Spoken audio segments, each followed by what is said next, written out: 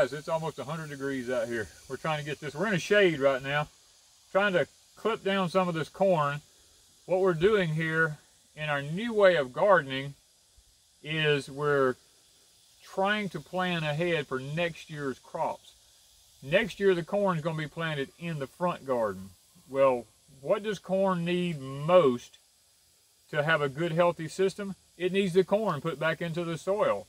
So we're not planting corn back here next year, so we're taking the corn from this field, putting it in the bucket of the tractor. We're going to take it up to the field where we're going to be planting corn, and we're going to run it through a chipper shredder up there and just grind it up and blow it all out into the area, and we're going to turn it all in so that next year we'll be putting back into that soil what it needs to grow corn for next year. Guys, because of the weather, the wildlife, and all this other kind of stuff that's attacking our corn, we've went through a lot of this and pulled the ears off when they start breaking and hanging down. We go ahead and get them off and shuck them back and take them and put them in the dining room in the house. And I know it's probably not the most kosher place to put your corn to dry it, but the air conditioner's on, low humidity, no bugs, no creatures coming in there to get it. We're trying to salvage some for cornmeal, grits, seed for next year. We have grown some of the most awesome corn this year that we've ever grown. And it was the worst growing conditions I think we've ever had. It rained every day it was pollinating.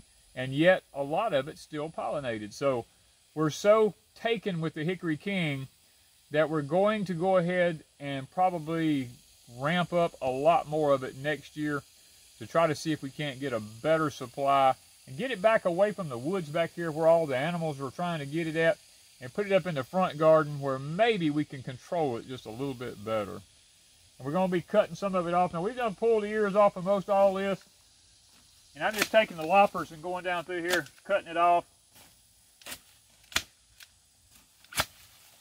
And then we gather it up, put it in the bucket of the tractor, and we're going to head to the front field.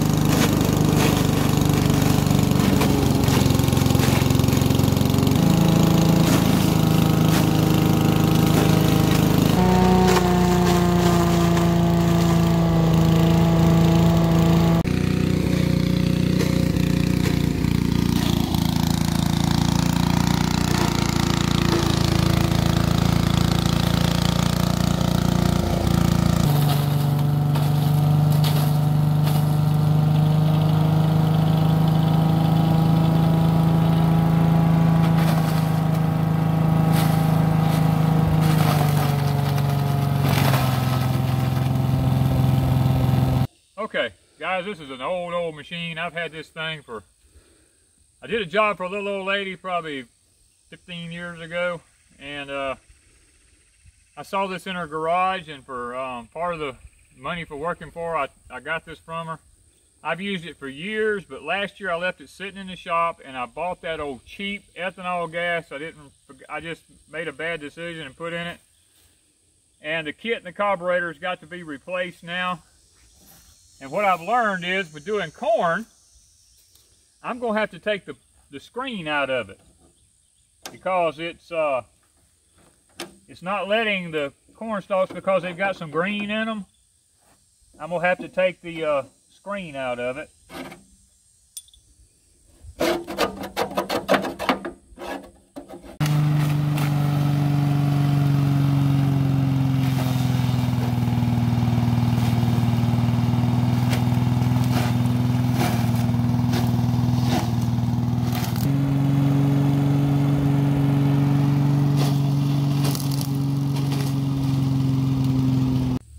Well, guys, it's been a little bit of a learning experience this morning using the chipper shredder with green corn stalks. We've had to take the screen completely out of it because it's not, it hangs up on the screen and chokes it up. But once we got it done, it blows it out here really nice. This is going to put some green matter back into the soil. Now we're going to lay it out here and let it dry, because we're not going to do any tilling. until we get the whole field ground up. We're going to move this thing around until we get this thing completely covered. It's just that right now it's way over 100 degrees out here, and we got to get in and out of this heat. We'll probably just work on it in the morning times. And once we get the whole thing completely covered with corn stalks down through here, we're going to come over here and we're going to turn it all in. And then when a little bit closer to fall, we'll come in here and plant a cover crop on top of it. That's a good nitrogen fixer. And we're going to see if we can't let it rest all winter and plant our corn next spring. Good morning, everybody. Danny back from Deep South Homestead. Guys, we're out here in our front garden. We're starting to take into consideration some of the organic practices of putting back into the soil the actual plant that we're planning on growing here this coming year. Next year, this entire garden you see here in front of me, we plan on having this whole garden in nothing but corn. And based on organic information that's out there, what's being said is you want to put, if you're growing corn, you want to put corn back into the soil, because corn has pulled up everything out of the soil that it needs, and you want to put that back into the soil in order for next year it to be able to have the vital nutrients already there that the next season's corn is going to need. Now this winter we will turn this under and we will put a cover crop on this so that we can have our green manure for early next spring going. So what we have here is we went back to the back fields where we raised our Hickory King corn at, and we harvested all the stalks of it while they were still in the green and dry stage. It was kind of half and half. We came up here and we took our chipper shredder and we set that thing up, and we chipped and shred all them corn stalks and leaves and everything up into this right here to lay on top of the ground, on top of the grass that we had let grow here and mow off. For the green manure to be from the grass to be back in the ground, we put this brown carbon material back on top of it to sit here. But guys, when you're in the Deep South, this is what we're having trouble getting people to understand about living in the South and trying to do a back to Eden or something other like this, because we quit the wood chips because it's just too detrimental. I'm going to show you something here, if we can get this on camera, as to why when you use something to this nature in the Deep South, you want this to be way away from your house. You do not want this to be anywhere close to where your home is. Because here about 3 or 4 years ago, we noticed a lot of low-flying aircraft at night. Now, I can't say 100% sure that it had anything to do with it. But guys, now at this point, in the woods, everywhere, if I go out into the wild and I dig around into the leaves, these baby German roaches are by the hundreds of thousands now in the wild. And when we put this kind of stuff on the ground, what we're doing is we're creating a breeding nest for the German roaches.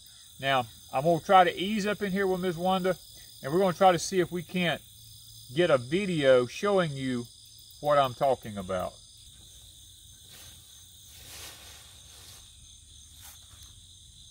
You see this, guys? Look at this. The German roaches are in here by the hundreds and hundreds. They're flying and running as soon as I move this. Look at them. They're almost like bees. There's so many of them. As I move along, you see them coming out ahead of me? They're staying right ahead of me.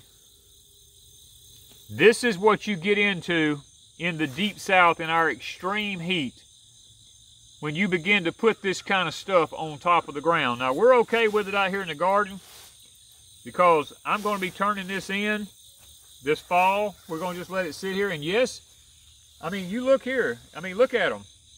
It's like a breeding ground down here. Ever since we heard those low-flying aircrafts over our property a few years ago, we've had this problem in our gardens, in the woods. It doesn't matter where we go now. Now, they're not in our home.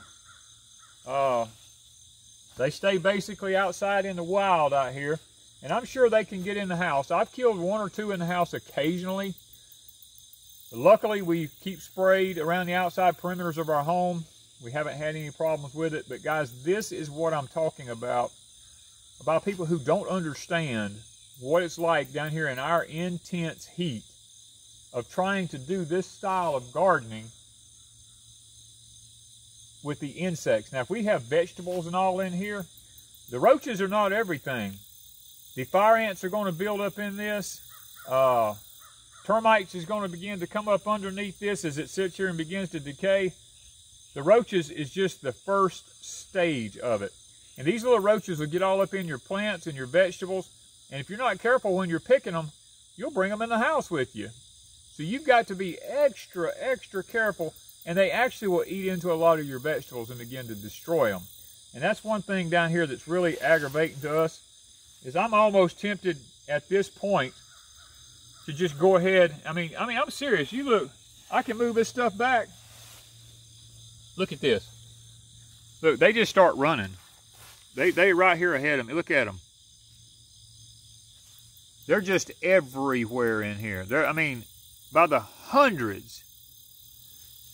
I'm almost tempted, even though this is not broke down, to just go ahead and put my big old turn plow on my tractor and flip this dirt and turn this stuff under the soil just to stop this from happening. But the only thing that reason I don't want to do it is because then I leave all my soil exposed and bare with nothing actually on top of the soil. It's just bare soil. And the sun's going to come in here and it's just going to be detrimental. If it rains, it's going to begin to wash the nutrients off. And plus, this is hurricane season. And guys, we got a system supposed to be coming this way this coming weekend. I'm just trying to take an opportunity to show you guys what we deal with down here, because so many of you go, well, I don't understand why you can't follow Mr. Paul, his Back to Eden thing and all this kind of stuff. It really works. No, it doesn't in the Deep South. We have to deal with this type of a situation down here. If you're in a cooler climate, it probably works great. But in our heat, no. This is what we deal with right here. This is why we won't do anything like this up close to our home. Out here in the field, we don't. It's okay. I mean, people go, yeah, but look at all the roaches. If I go to the woods right now and start dragging leaves back in the woods, in the wild, I get the same exact results. Because Big Brother has done something. 3 years ago or 4 years ago, this never happened. But now, they're everywhere. Guys, it's just part of the pestilence that's spoken of in the latter days of the age in which we live in.